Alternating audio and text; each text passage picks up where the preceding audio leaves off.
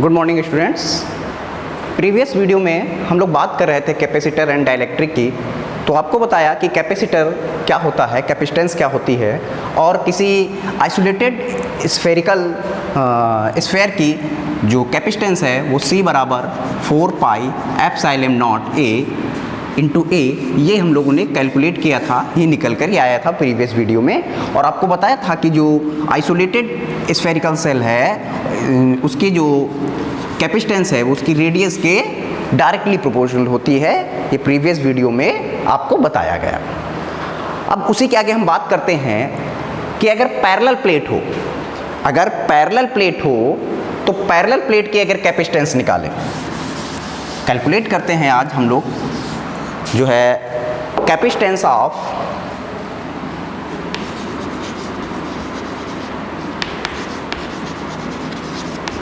Capacitance of parallel plate capacitor.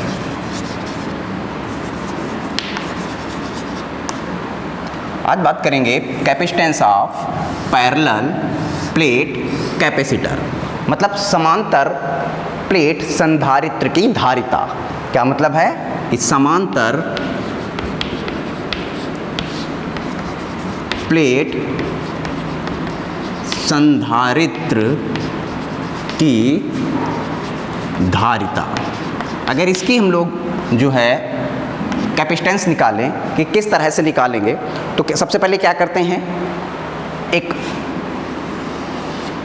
इस तरह से पैरेलल प्लेट होता क्या है, दो पैरेलल प्लेटें होती हैं जो अपोजिट एंड इक्वली चार्ज होती हैं।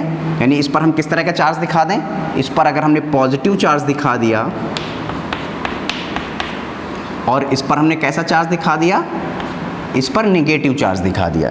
इस पर हमने पैरेलल प्लस चार्ज दिखा दिया और इस पर माइनस चार्ज दिखा दिया।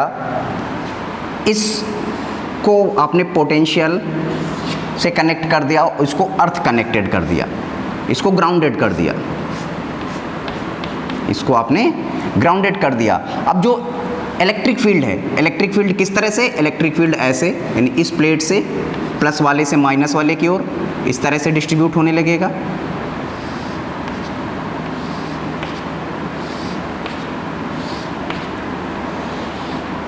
ये इस तरह से आपने दिखा दिया, ये E है। प्लेटों के बीच की जो डिस्टेंस है, distance between plates is D and area A। And area कितना है, एरिया A है और डिस्टेंस D है। अब यहाँ से अगर हम इलेक्ट्रिक फील्ड निकालें, इलेक्ट्रिक फील्ड E निकालें तो E बराबर क्या होता है, E बराबर हम लोगों ने पढ़ा सिग्मा अपान एप्सिलॉन नॉट। ये हम लोगों ने किस में पढ़ा था, गॉस थ्योरम में पढ़ा था। गॉस थ्योरम में पढ़ा था कि E बराबर सिग्मा अपॉन एप्सिलॉन नॉट। अगर कोई किसी पैरेलल प्लेट की इलेक्ट्रिक फील्ड क्या हो जाती है, सिग्मा अपॉन एप्सिलॉन नॉट, जहाँ सिग्मा क्या है, जहाँ सिग्मा सरफेस चार्ज डेंसिटी है, where sigma is surface charge density. यानी सिग्मा क्या है, सिग्मा पृष्ठ आवेश घनत्व है, सिग्मा पृष्ठ आवेश घनत्व है। और सिग्मा बराबर सिंस सिग्मा बराबर Q अपॉन A, सिग्मा बराबर Q अपॉन A, तो E बराबर क्या हो जाएगा, E बराबर हो जाएगा Q upon epsilon not into A। या तो मैंने E कैलकुलेट कर लिया, हमें क्या चाहिए, पोटेंशियल चाहिए। पोटेंशियल के लिए क्या लिखते हैं, E बराबर V बाई डी। E बराबर V बाई डी होता है, सिंस E बराबर V बाई डी, तो V बराबर क्या हो जाएगा, E इंटू डी। V बराबर E इंटू डी। अब E की वैल्यू यहाँ पर रख देंगे तो क्या आ जाएगा आपका, V is equal to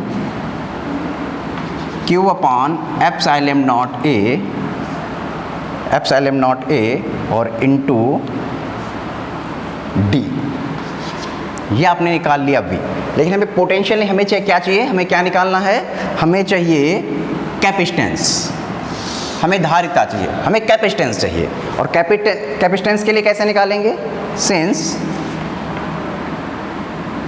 C is equal to Q by V, C is equal to Q by V. तो अब V की वैल्यू रख देंगे, तो C is equal to Q upon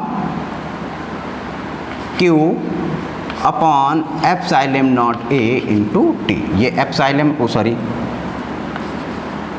ये Q से ये Q कैंसिल, तो यहाँ से C बराबर क्या आ जाएगा? C बराबर आ जाएगा आपका epsilon naught A upon D. ये कैलकुलेट हो क्या आ गया कि capacitance of parallel plate capacitor, यानी समांतर प्लेट संधारित्र की धारिता, ये कैलकुलेट होकर आ गया। कैसे? एक बार फिर से देख लेते हैं। ये आपने पैरेलल प्लेटें ले ली, एक प्लेट पर पॉजिटिव चार्ज है, एक प्लेट पर निगेटिव चार्ज है, ठीक है। ये चार्ज हम Q मान लेते हैं, ये चार्ज हमारा Q है। इलेक्ट्रिक फील्ड प्लस से माइनस की ओर कैलकुलेट हो जाएगा। इसका जो एरिया है A है और प्लेटों के बीच की डिस्टेंस D है।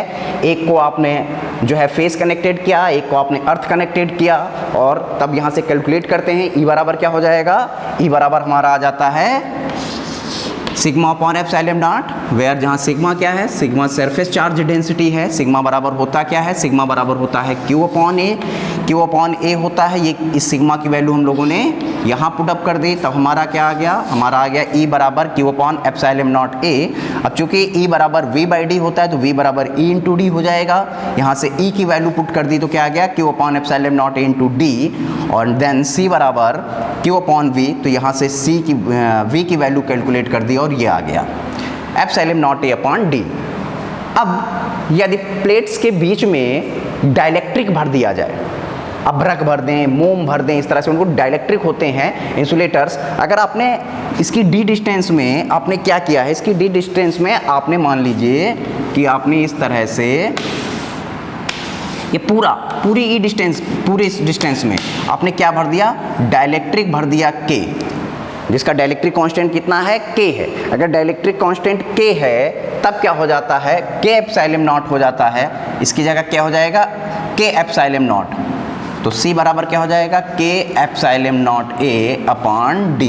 ये तब लगेगा फार्मूला जब आपने प्लेट्स के बीच में डाइलेक्ट्रिक भर दिया है, जिसका डाइलेक्ट्रिक कांस्टेंट K है। यदि प्लेट्स के बीच में आपने डाइलेक्ट्रिक कांस्टेंट K भर दिया है, तब क्या हो जाएगा? K epsilon naught A upon D हो जाएगा।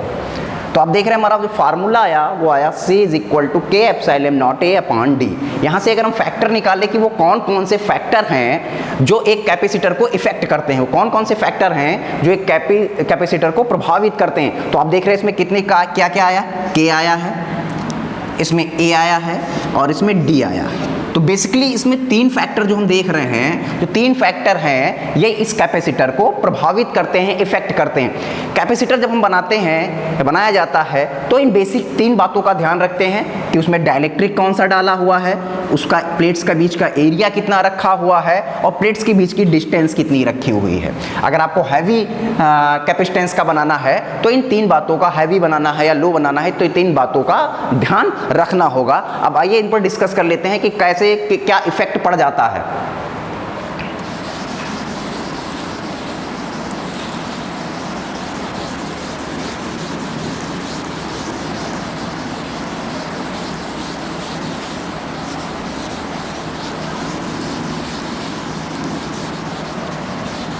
अगर हम बात करें तो हमारा जो फार्मूला आया C is equal to K epsilon naught A upon D.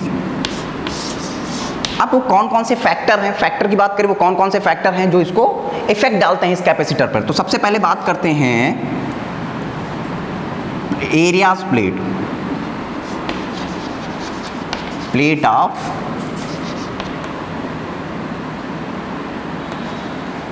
Area of plate, area of plate यानी प्लेट का क्षेत्रफल। आपने बताया था कि इस तरह से प्लेट्स हैं और ये इसका क्षेत्रफल इस तरह से प्लेट, तो ये जो क्षेत्रफल है, तो आप देख रहे हैं, इसको देखिए, इसको देखिए, इसका मतलब C is directly proportional to A, C is directly proportional to A।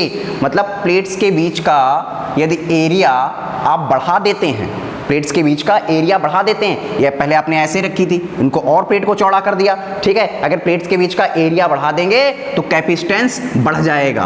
Capacitance क्या हो जाएगा? बढ़ जाएगा। क्यों? क्योंकि डायरेक्टली प्रोपोर्शनल है। आप देख रहे हैं कि C is directly proportional to A, यानी प्लेट्स के बीच का एरिया बढ़ाने पर कैपेसिटेंस बढ़ जाएगा। अगर हमें कम करना है तो प्लेटों के बीच के एरिया को अगर हम कम कर देंगे तो क्षेत्रफल, जो आपका कैपेसिटेंस है, जो धारिता है, वो घट जाएगी। दूसरी अगर हम बात करें distance between plates, distance between plates, यानी ये बीच की दूरी d रखी थी, तो अगर हम d की बात करें तो आप देख रहे हैं कि C इज इनवर्सली प्रोपोर्शनल, व्युत्क्रम है, इसका उल्टा लगा हुआ है, ठीक है। ये व्युत्क्रम लगा हुआ है, तो इसका मतलब है कि जैसे जैसे आप प्लेटों के बीच की डिस्टेंस को क्या करेंगे, प्लेटों के बीच की डिस्टेंस को आप बढ़ा देते हैं तो कैपेसिटेंस घट जाएगा। कैपेसिटेंस आपका घट जाएगा। क्यों घट जाएगा? क्योंकि आप देख रहे हैं इनवर्सली प्रोपोर्शनल लिखा हुआ, 1/d लिख रखा है। 1/d लिख रखा है, मतलब इसको बढ़ाइए तो इसको ये घट जाएगा। अगर हमें क्या करना है, अगर हमें इसे बढ़ाना है तो प्लेटों के बीच की डिस्टेंस को कम करना होगा। प्लेटों के बीच की डिस्टेंस को कम कर देंगे तो कैपेसिटेंस हमारा बढ़ जाएगा। तीसरे फैक्टर की बात करते हैं। तीसरा फैक्टर हमारा क्या है? तीसरा फैक्टर जो है हमारा वो डाइलेक्ट्रिक कांस्टेंट है। डाइलेक्ट्रिक कांस्टेंट यानी C is directly proportional to K। तीसरे फैक्टर की बात करते हैं। अगर हम तीसरे फैक्टर की बात करें तो C is directly proportional to K यानी डाइलेक्ट्रिक कांस्टेंट। इसका मतलब यदि हम इसके बीच डाइलेक्ट्रिक भर देते हैं, अगर ये वैक्यूम में है तो कम है, निर्वात है, इसके बीच एयर है तो जो है कैपेसिटेंस कम होगा। अगर हम इसमें डाइलेक्ट्रिक भर दें, इसके बीच मोम भर दें, अभ्रक भर दें, अगर ये सारी चीजें भर देते हैं तो आपका कैपेसिटेंस क्या हो जाएगा?